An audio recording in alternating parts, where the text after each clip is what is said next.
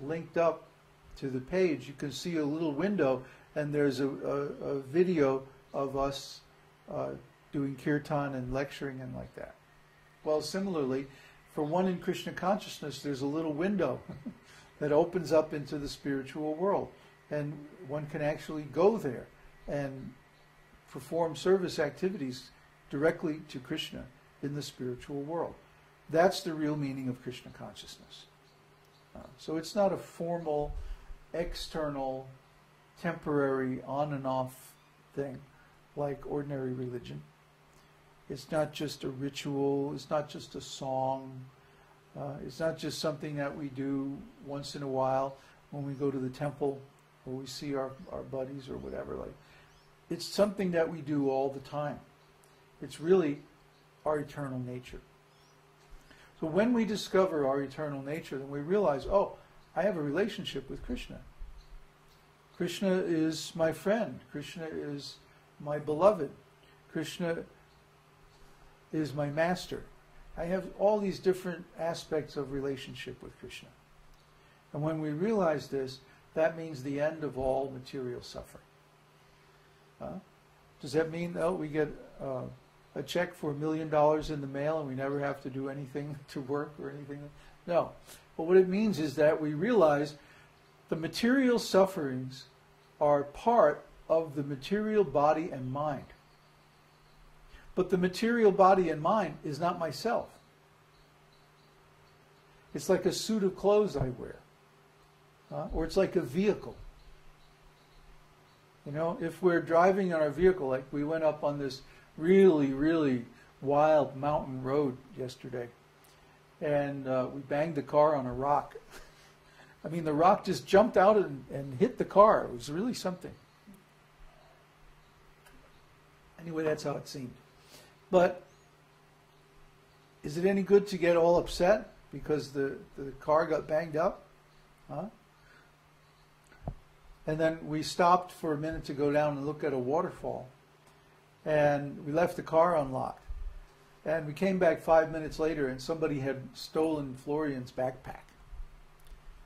But do we get all upset about it? Cry and scream and blame people? And what's the use? Will it make anything better? No. No. What's done is done. Because we don't think, oh, I am this car, or I am this backpack.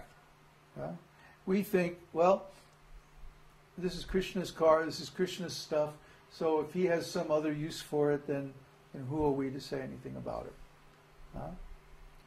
Or these are the normal things in the material world. Suffering or problems, these are normal in the material world. In fact, it's unusual if we don't have problems for a few days. So, this is the material world, and these problems affect the material body and mind. But problems don't affect the soul, because the soul is transcendental. If we actually realize the soul, our spiritual identity, that means the end of all these problems. The problems are still there, but they're far away. They're like happening to somebody else. Just like we read in the paper or on the news. There's a big storm in Burma, and thousands of people, or maybe even millions of people, are affected. But it doesn't really bother us. I mean, maybe we feel compassion for them, but it's not really hurting us. So that's how it is when you self-realize. It's like you realize myself is actually different from this body and mind. So even if there's some inconvenience, or even if there's some suffering in the body and mind, that's not me. I'm not suffering. Suffering is as much an attitude as anything else. It's like you can stub your toe on a rock, and it hurts. But you have a choice whether or not you have to suffer. You can identify with the body and say, ow, my toe! Or you can realize that you're different from the body, and, oh, the body is hurting. But that doesn't hurt me. It doesn't really affect me.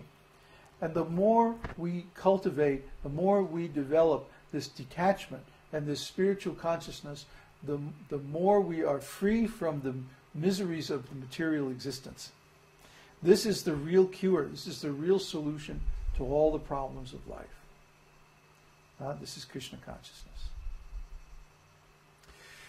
So now we're engaged in a great task of writing a commentary on Vedanta Sutra. And this is very interesting work. I get up early in the morning before dawn. It's still pitch dark outside.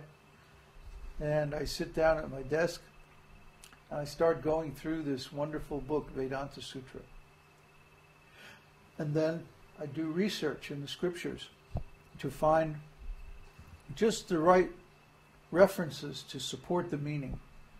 And I try to expand the commentary, the original commentary by Vishwanath Chakravarti Thakur, and link it with all kinds of issues that people have today.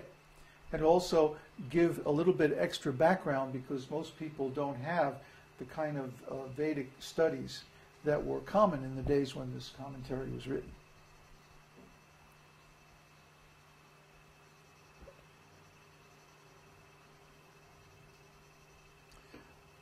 So this is very interesting work. It's, I remember Srila Prabhupada said one time that my writing, these are my spiritual ecstasies. And at the time, it was hard to understand what he was talking about, but now I understand.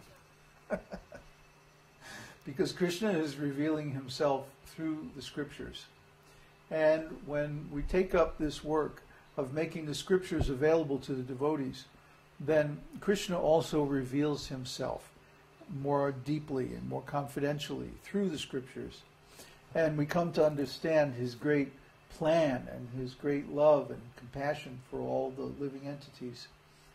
And it's just a wonderful experience.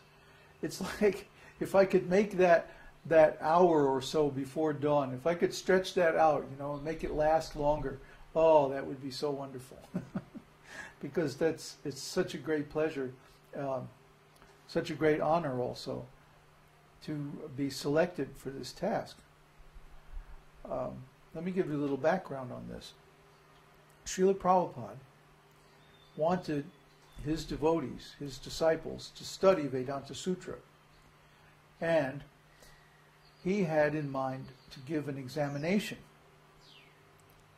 And the examination would, if one passed this examination, then he would have the title Bhakti Vedanta, just like Srila Prabhupada himself.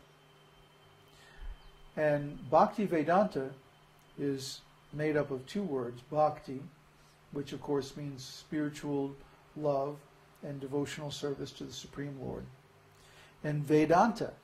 Vedanta means the conclusion of the Vedas. It also, in a more general sense, means the end of knowledge, the ultimate knowledge, the final knowledge, knowledge of the absolute truth. So if we know Vedanta, and especially if we realize Vedanta, this means the final knowledge. Once one knows this knowledge, there's nothing further to be known. That's it. So Srila Vyasadeva, who compiled Vedanta Sutra in response to the order of his guru, Narada Muni, he was more or less writing notes, study notes from his meditation. And then after the meditation, he sat down and he took these notes and he developed them or expanded them into Srimad Bhagavatam.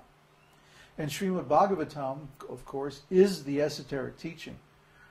Whenever we talk about the esoteric teaching, in the beginning maybe it sounds a little bit mysterious, but actually it means Srimad Bhagavatam.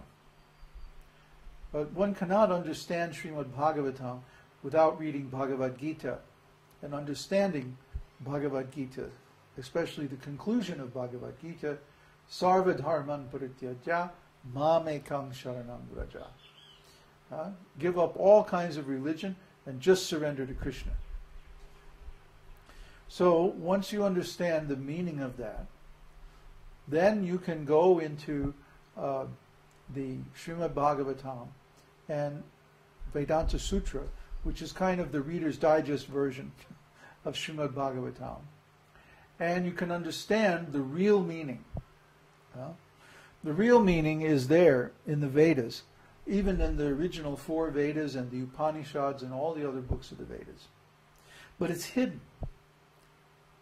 It's locked up. It's sealed. It's confidential. And you have to know the conclusion, or have realized the conclusion by your own spiritual work on yourself, to be able to explain it. Now, in the old days, there was kind of a aura of mystery around the great sages. And they would say things that were very mysterious. Like, the absolute truth sees everything but is not seen. He hears everything but is not heard. He goes everywhere but he does not walk. And they would say